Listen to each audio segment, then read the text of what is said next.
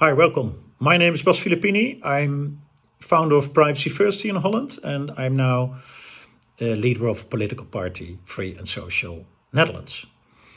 We can be free and social. So that's a little bit the idea, and we are based on the principles of a good human relationship, which is love, trust, freedom, and good communications. What do we see right now in the world? We see hate, fear, force, and no communication with the people. And we are seeing also that our institutions are corrupted by a very small group of business leaders, which have a kind of philosophy.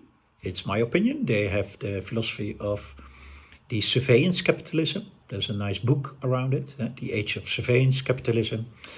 And the basic idea of surveillance capitalism is to monetize data and also to influence and steer behavior of people.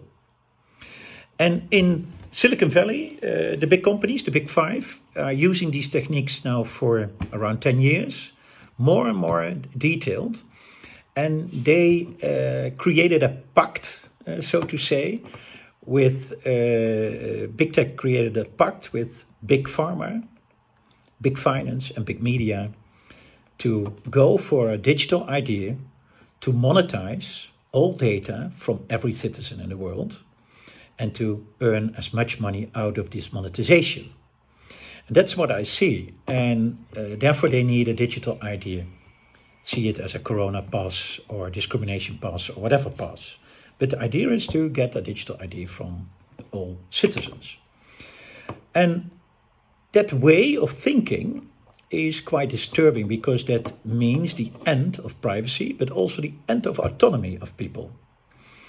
And the leaders of these obscure business clubs, which act as an NGO, that they very clever, they did that very clever, but they are corrupting our institutions like the United Nations, like the local institutions in your country. So they corrupt them by their power and money.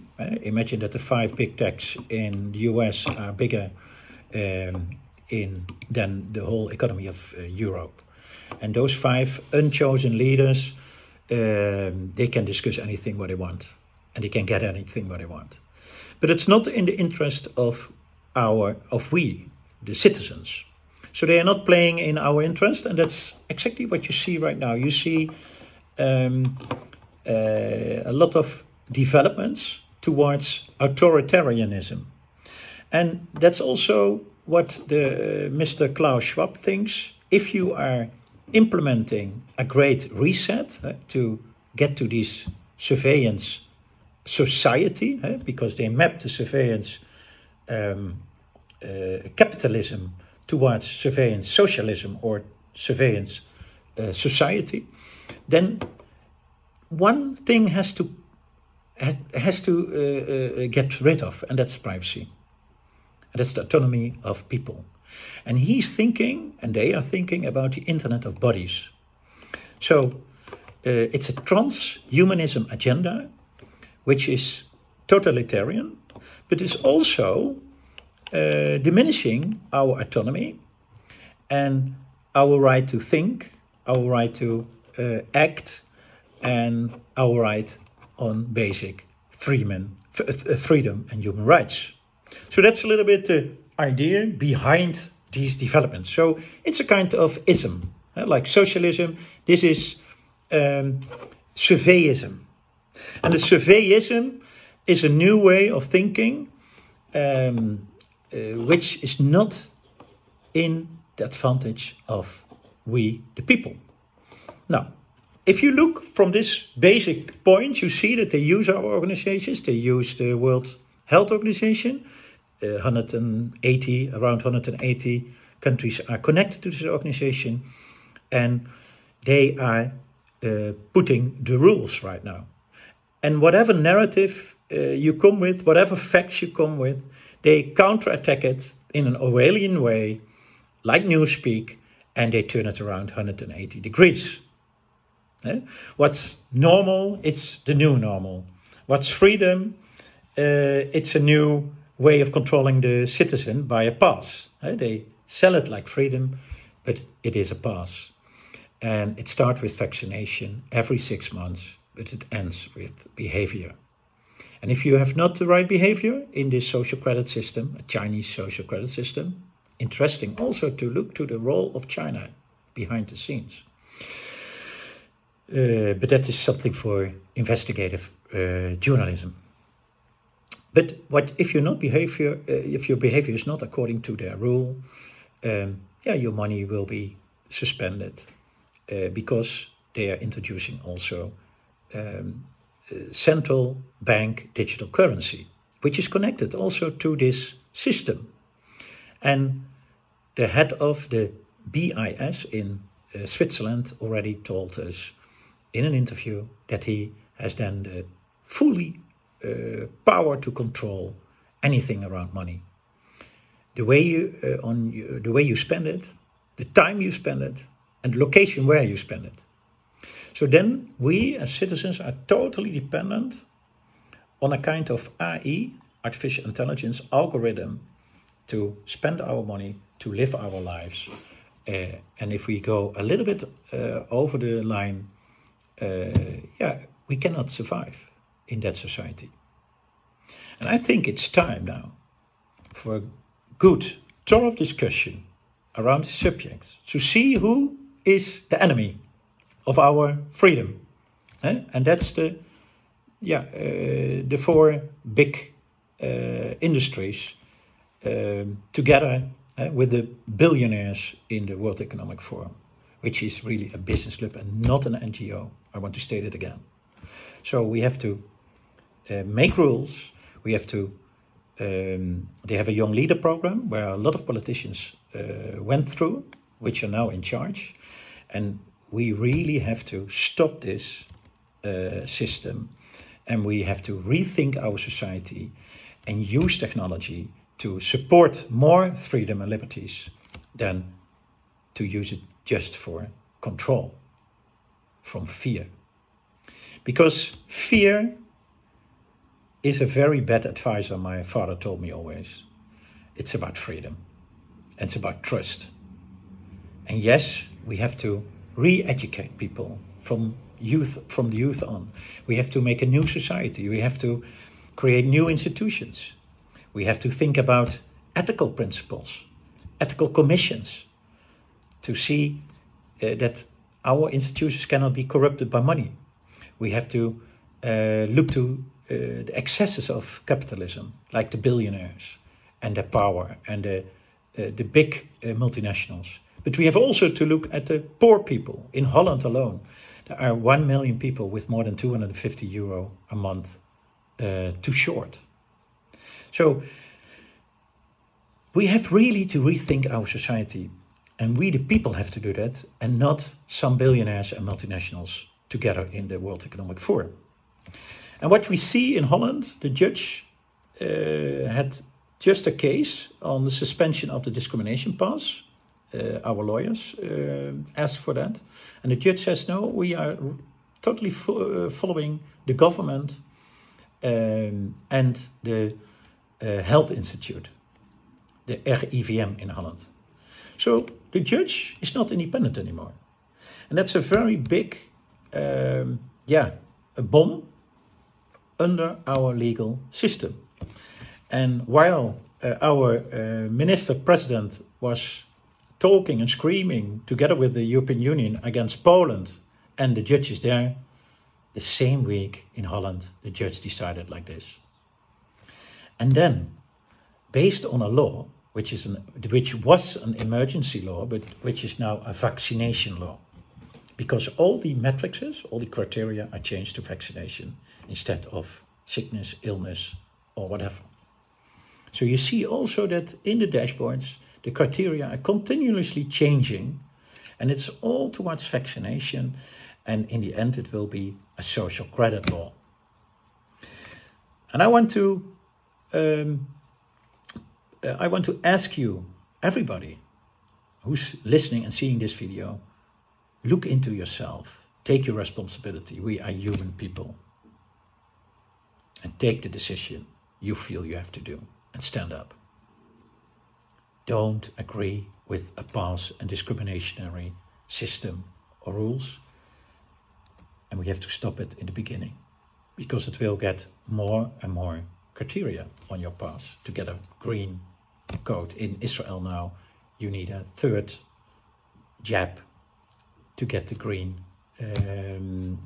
color of your pass and the entry to society. It's unbelievable that this can happen in 18 months' time. So what you see, that judgment this week in Holland was a big one. We are going further with legal cases, also with, we call that burgerlijke ongehoorzaamheid. So where people are not doing anymore what the government tells them because it's not legal. It's not according to the basic laws. But in Holland alone, imagine 1.5 billion in a test organization, 1.5 in vaccine purchases, 5,000 extra controllers instead of nurses, 5,000 extra controllers to control if we are using the pass instead of nurses in hospitals, lawyers, extra lawyers in the Ministry of Health, lawyers, because they are using our legal system to implement a discriminatory state.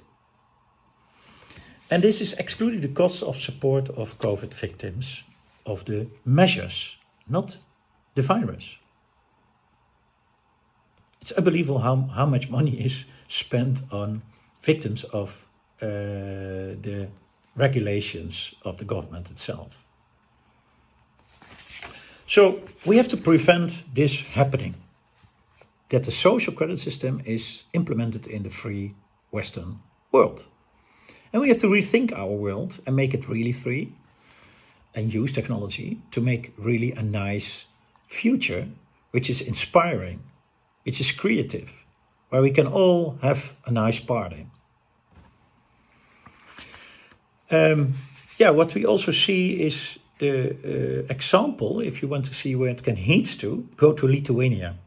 There, the vaccine dealers, I call them vaccine dealers because they are, and we know with what kind of people we have to do.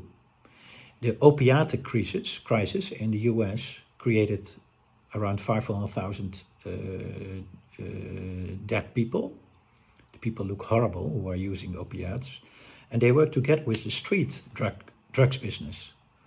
So, and they heading towards a fine of $23 billion. That's not because you are behaving very neatly to the people, but over the bodies of 500,000 people, they did a business. It's pure business. So imagine what they are going to do right now, together with big tech, big media, big finance. Short news. What we see in a lot of countries the same rules, the same agenda, the same marketing communications propaganda. And they use our governments, our money to implement. How clever is that? For their marketing, for their sales. And they are multiplying the sales from around 32 billion to over 200 billion. And now they are having a new item this week, from this week on. The newest item is the flu. So now they are promoting the flu as a reason to vaccinate everybody extra. So we get now the COVID, which was, we cannot talk about a comparison with the flu. And now they're using the flu to compare with COVID and to sell extra vaccines. This is really a disgusting business case over our freedom and our privacy. So the WHO is also now having, just by accident, a malaria vaccine, which is also based on mRNA. You can imagine the flu, the new flu vaccines also. So this is a kind of business case to sell as much vaccines as possible and implement it legally so the citizens cannot say no anymore. China is planning a big outbreak. We have to see what's going on there and what do they know, what we don't know. There's a worldwide a huge underreporting of usefulness and reliability of vaccines. The latest reports are indicating that it's maximum 3 months very effective, and then the effectiveness goes down. Look into nature.com. In Israel, the outbreaks are now among vaccinated people. 96% of cases is vaccinated at least in the last 6 months. You can see the more details on eurosurveillance.org. In Australia, the situation is worrying. It's a kind of military coup, vaccine coup, and also bribery. There's one minister of premier from a partly state, which is now suspended on possible bribery scandal, millions from Pfizer, to keep the measures in Australia. And then last but not least, Canada, where the Prime Minister Trudeau, which was part of the Young Leaders Program of the World Economic Forum, is a kind of unbelievable, behaving like a vaccine dealer. So, and all by force, not listening to people and ridiculizing any other voice or meaning or content. Now, in the Netherlands, it's quite the same. The flu is being promoted. Side effects are not reported, but there will be a case now from an independent organization, BPOC, towards the government to stop the whole vaccination program because of all the vaccine adverse effects. And last but not least, I come from a kind of a really independent organization, NGO, Privacy First, and what we see is the complete silence of all human rights organizations right now in the world. And at least Amnesty, I don't hear anything from Amnesty or from other Human Rights Watch or whatever.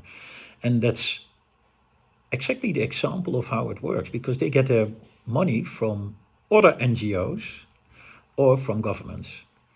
And everything is going in line with the government WHO narrative.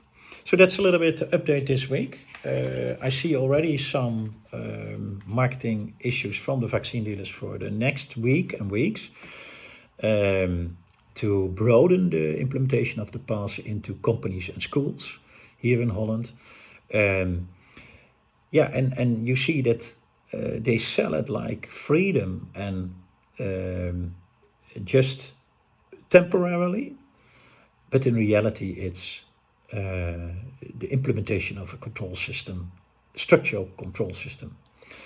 And the marketing is very clever and advanced, but if you think something is in this story which I tell you, you see some of points which you say, okay, I understand that, or I see it the same, then you're going to look very differently to this news and agenda. So till the next journal, and have a good week and stand up. Thanks.